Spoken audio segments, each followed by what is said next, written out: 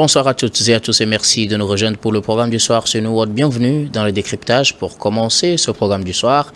Et c'est avec notre éditorialiste Mamadou Diouf. Bonsoir Mamadou Diouf et bienvenue. Merci. Bonsoir Guillaume. Avec vous aujourd'hui, nous parlons du Sénégal. Le Conseil constitutionnel révise la liste des candidats à la présidentielle. Il faut dire que le Conseil constitutionnel a sorti en date de ce 20 février une liste mise à jour des candidats à l'élection présidentielle. De 20 candidats, ils sont finalement 19 sur cette nouvelle liste publiée par le Conseil constitutionnel au lendemain du retrait annoncé de Rose Wardini, candidate à la présidentielle et qui souffrait de certaines critiques par rapport à sa nationalité française. Elle a décidé de se retirer de la course. Ils sont finalement 19 et c'est ces 19-là qui ont été repris sur cette liste rendue officielle par le Conseil constitutionnel. Est-ce une manière pour le Conseil constitutionnel de clore un autre débat sur celui sur les candidats qui devraient participer à l'élection, vu que la date du 25 février n'est plus la date de l'élection? Il y a certains qui espéraient qu'on devrait arriver à une nouvelle liste des candidats, c'est-à-dire reprendre le processus de sélection. Le Conseil constitutionnel arrive-t-il à clore ainsi ce débat finalement au Sénégal? En fait, le Conseil constitutionnel a acté le retrait de Mme Rose Wardini des élections. C'est elle qui a écrit au Conseil constitutionnel disant qu'elle retire sa candidature. Donc le Conseil constitutionnel, comme la Constitution le dit, quand il y a un candidat qui se retire, ils doivent revoir la liste. Ils ont refait la liste, c'est devenu 19. Ils ont remis les noms des candidats, puisque effectivement, après le scandale de la double nationalité de Karim Wade, puisque c'est ce qui était le point de départ de ces problèmes, le cas de Rose Wardini a été soulevé pour sa nationalité française. Et vous avez encore, j'allais dire, un nuage sur 6 autres parmi les 19 candidats où on dit que ceux-là également ont la double nationalité. On n'a pas d'éléments actuellement pour le moment pour dire que c'est un tel ou c'est un tel, mais il y a des noms qui sont cités. Certains même sont allés dans les médias pour se justifier et dire on me dit que j'ai une nationalité polonaise, j'en ai pas.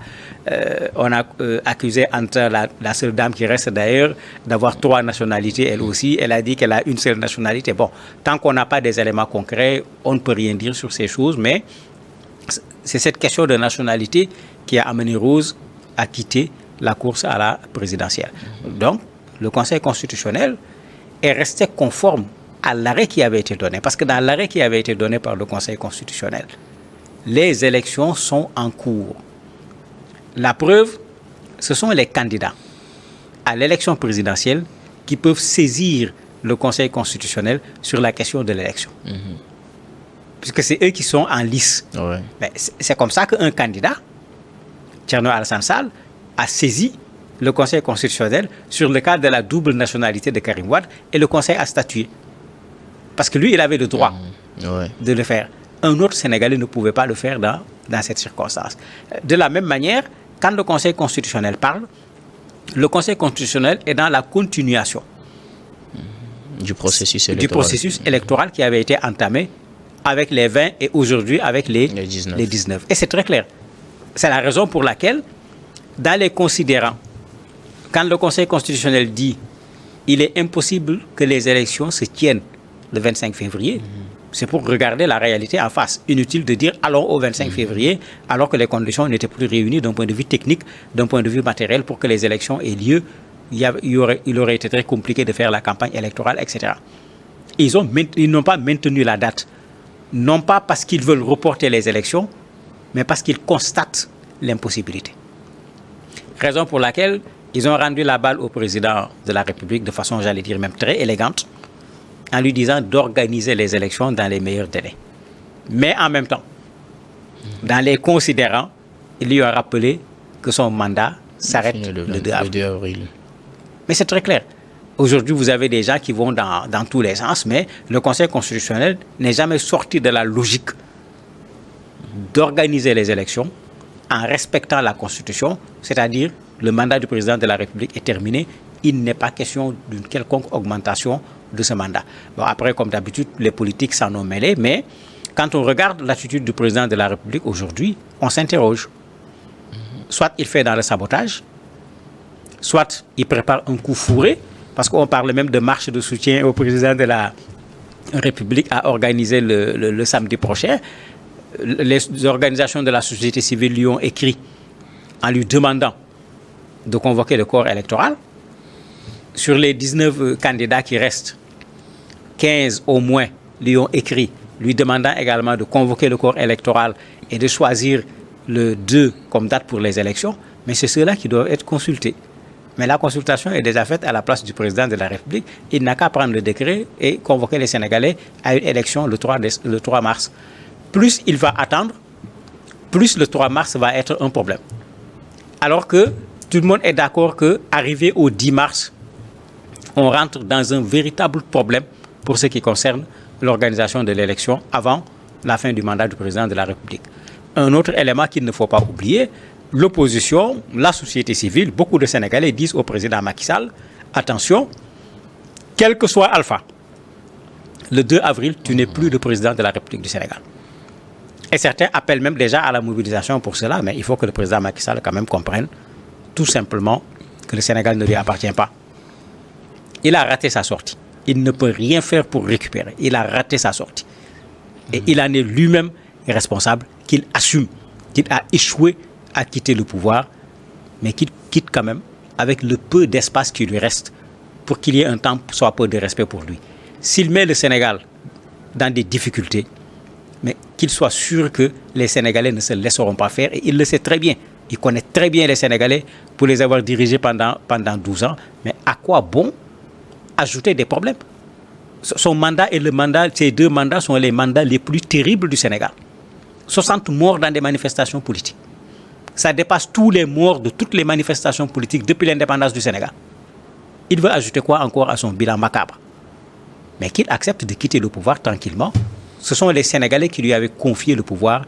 Ce sont les Sénégalais qui lui disent également 2 avril, c'est terminé. Maintenant, qu'il le fasse de la façon la plus élégante, c'est ça qu'on attend d'un homme d'État. Alors, qu'est-ce qui explique, selon vous, ce silence du président Macky Sall qui avait pourtant annoncé vendredi dernier prendre acte de la décision du Conseil constitutionnel et tout mettre en œuvre pour son respect, c'est-à-dire organiser les élections comme le demandait le Conseil constitutionnel dans de très brefs délais et garder à l'esprit que normalement son mandat finit le 2 avril. Qu'est-ce qui explique ce silence finalement de sa part? Certainement, le silence est dans la façon dont il a accepté la décision. C'est-à-dire? Généralement, quand on dit je prends acte, ça veut dire j'accepte malgré moi. Quand vous regardez dans nos pays, quand des élections ont été tripatouillées, que les gens ne sont pas d'accord avec les résultats, on accepte le fait accompli quand le président de la République a prêté serment. Mais au lieu de lui envoyer des félicitations pour avoir été élu, on prend acte du fait qu'il a été légalement investi. C'est ce qu'il a fait. Ce qui veut dire que quelque part, il n'est pas tout à fait d'accord avec la décision du Conseil constitutionnel. Parce que s'il était d'accord, il aurait pu dire autre chose que prendre acte. Et certainement, c'est comme si c'est dans ce désaccord qu'il est et qu'il cherche une voie de sortie pour son dialogue, parce que je ne vois plus de quoi on va dialoguer. Ici, le Conseil constitutionnel n'a pas ouvert la voie pour un dialogue politique, mais plutôt la voie pour une concertation pour fixer la date de l'élection présidentielle. Alors que lui, il était dans la logique d'un dialogue. L'autre élément, on a vu des détenus politiques, puisqu'il faut les appeler comme tels. Ils avaient toujours dit que ce ne sont pas des détenus politiques, mais aujourd'hui, on a la preuve que ce sont des détenus politiques, puisque c'est eux qui avaient décidé de les emprisonner. Quand le président a dit au ministre de la Justice, faites quelque chose pour qu'on libère les gens, on les a libérés. C'est un ordre politique. Qu'on ne trompe pas les gens, même si on va y mettre la formalité juridique. C'est un ordre politique. Et curieusement, vous avez le responsable des jeunes de PASTEF, Maître Ngagne Demba Touré, qui revient d'exil après 6 mois, qui fait une démonstration de force dans son fief à Grayoff, qui répond à Khalifa Sall, on l'a attrapé ce matin, il est à Rebeuss actuellement. Pendant qu'on est en train de dire qu'on cherche la décrispation. Mais pire encore, un deuxième étudiant est mort à Saint-Louis. Ouais. Non pas lors de nouvelles manifestations, mais il avait été gravement blessé lors des premières manifestations. C'est quoi ce chaud et ce froid en même temps? Vous arrêtez les gens, vous libérez les gens. Vous interdisez des marches, vous autorisez certaines marches. Mais non, que les choses soient claires. Tout le monde sait aujourd'hui ce que les Sénégalais veulent, puisque les Sénégalais ont pris le temps de prendre la parole et de dire clairement ce qu'ils veulent, quel que soit le bord auquel ils appartiennent. Mais le rôle du président de la République, c'est d'être le gardien de la Constitution et de ne pas être, comme le avait dit un des candidats, le gardien de la confusion, parce que son silence met le Sénégal dans la confusion. Regardez toutes les réactions des pays extérieurs par rapport au Sénégal, de la CEDEAO, de l'Union africaine, de l'Union européenne, des États-Unis, etc. Mais tout le monde lui demande de fixer la date et de faire en sorte que les élections se tiennent le plus tôt possible. Mais le plus tôt là commence à ressembler à du plus tard. Parce qu'il avait largement le temps de convoquer le corps électoral, s'il en avait l'intention, parce qu'il n'a même pas besoin d'un nouveau décret. Il peut reprendre le premier décret, dire tout simplement qu'il n'est pas possible d'organiser les élections le 23, on les organise à telle date. Puisqu'il n'a même pas besoin de chercher un nouveau décret, il modifie l'autre décret qui est là, puisqu'on a annulé l'annulation. Donc c'est le décret, c'est le deuxième décret qui a été annulé. Le premier, il est là, il est valable. Mais le 25 ne sera pas le jour des élections. Alors, après la publication de cette nouvelle liste des candidats à la présidentielle, de quelle marge de manœuvre dispose aujourd'hui le Conseil constitutionnel face à ce statu quo qu'on observe au niveau de l'organisation des élections, même si vous disiez tout à l'heure que le Conseil constitutionnel est dans une logique de poursuite de l'organisation des élections. De quelle marge de manœuvre dispose aujourd'hui ce Conseil face à l'absence d'une décision au niveau du chef de l'État convoquant le camp électoral pour une date précise avant le 2 avril? Le Conseil constitutionnel a toute la marge de manœuvre qu'il lui faut, y compris même pour fixer la date des élections.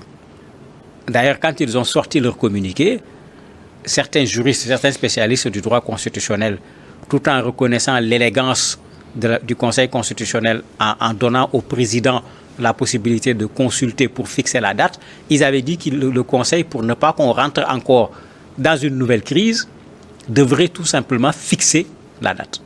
Ceux-là sont en train d'avoir raison. Parce que dès le départ, ils avaient critiqué en disant que le Conseil n'est pas allé jusqu'au bout.